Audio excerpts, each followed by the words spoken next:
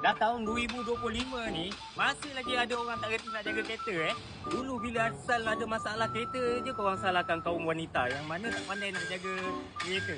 Tapi macam kereta ni, owner lelaki, apa cerita pula? Ni korang tengok ni, aku nak tunjuk owner lelaki sebenar pakai kereta. Buka-buka boot je pemenangan pertama aku tengok. Ni apa ni? Tempat tarik minyak pun dah patah. Sasah lah dia memang tak reti nak cek minyak. Sebab benda ni pun dah patah. Ni kau tengok minyak brake dia pula. Bukan main punya hitam ni. Ini kalau duk layan macam ni, tiba-tiba brake kosong, kau jangan tanya kenapa. Sebab minyak korang berkeladak.